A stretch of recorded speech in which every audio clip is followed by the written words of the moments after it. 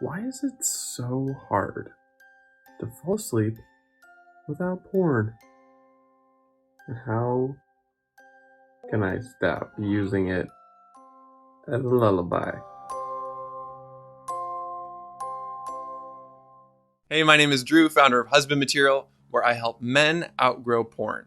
Today, we are talking about falling asleep because so many of us struggle with porn, specifically at those late hours of the night.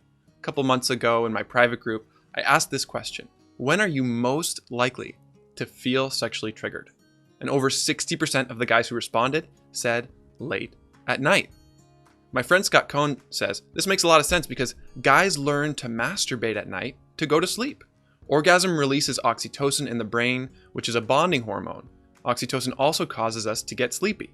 So by using masturbation and orgasm as a sleep aid hundreds and hundreds of times, we're creating neural pathways associated with getting an orgasm in the late evening.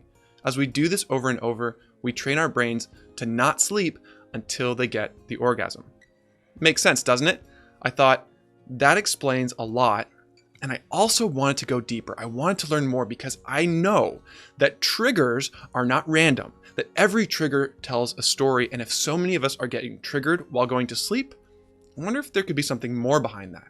So I started asking why. Why did we begin using masturbation and porn as a sleep aid? Why did porn become our pacifier? Why did lust become our lullaby? And what I found led to huge breakthroughs for me personally and for my clients, to get insight into this struggle and to get greater peace while you're going to sleep. Here are the two questions that I began asking. One about stories and one about rituals. First, what are the stories from your childhood around falling asleep? And when I asked my clients this, their response wrecked me. I heard stories about being afraid of the dark without any comfort. I heard stories about being fondled by an adult or a cousin in bed, sometimes repeatedly for months or years. I heard a story about being left alone as an infant in a crib in the dark for hours, crying and crying, and no one came, and eventually learning not to cry at all. These stories broke my heart. Do you see how it makes sense? I believe that masturbating while falling asleep is not just a guy issue. It's not just what we do. It is tied to very unique stories from childhood. So what are yours? What are the stories from your childhood around falling asleep? When you fall asleep, how do you feel? And when have you felt that way before?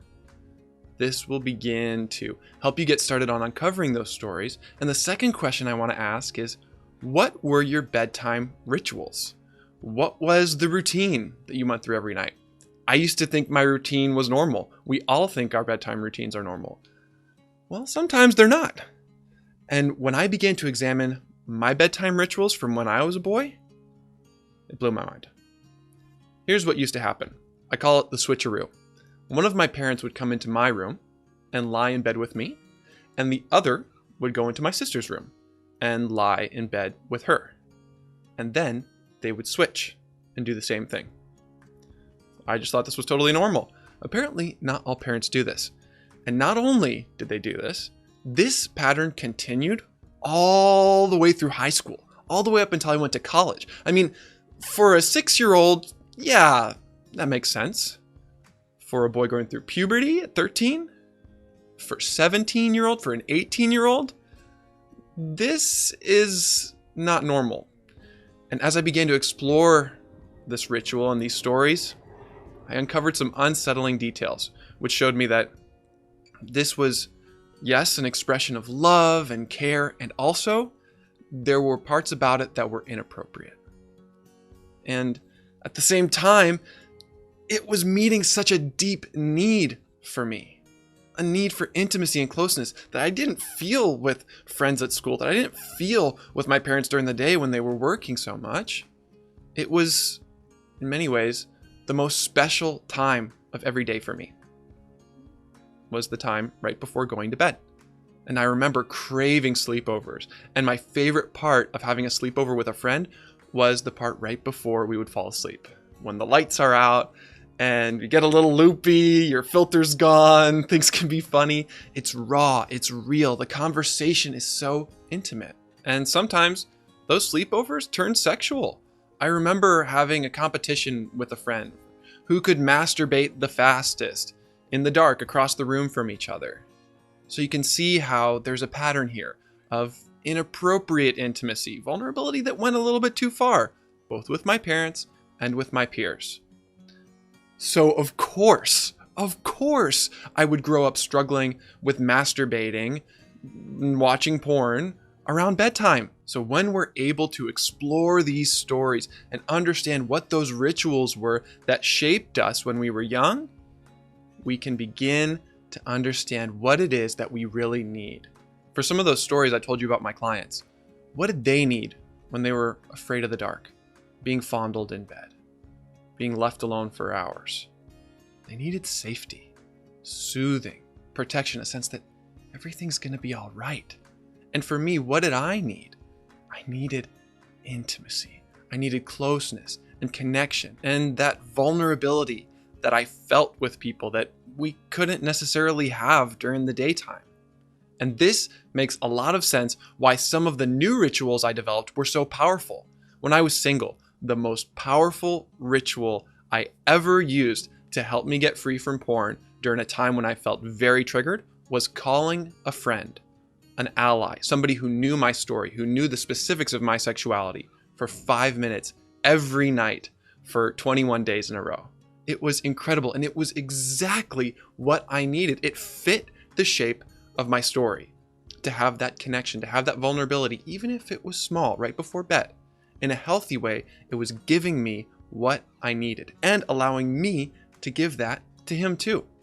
These days, now that I'm married, it's more about connecting with my wife at the end of a long day, decompressing. Reading is also very helpful for me to just relax and soothe. I believe bedtime is sacred. It's not screen time, it's sacred time for connecting with God, maybe for connecting with another person, and certainly for connecting with ourselves. So here are some questions that might help you find a ritual that fits the shape of your story. The next time you're going to bed and you feel triggered, ask yourself, how do I feel right now? When have I felt that way before?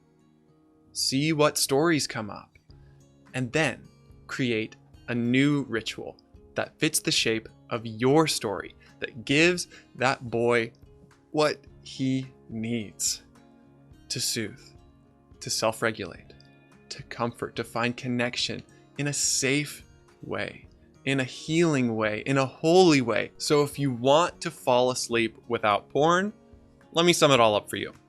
Explore some of your childhood stories around bedtime. What happened to you? And what were some of those rituals that night after night were training your brain in a certain way? Then discover what the holy longings are that you need to meet for that boy when he shows up around bedtime, and create new rituals to support it. Rituals for soothing and self-regulation. Rituals for safety and connection without screens. Bedtime doesn't have to be screen time. It could be sacred time of connecting with God. And one of my favorite verses to say to myself when I fall asleep is Psalm 4:8. I will lie down and sleep in peace. For you alone, O Lord, make me dwell in safety. Always remember, you are God's beloved Son, and you He's well pleased.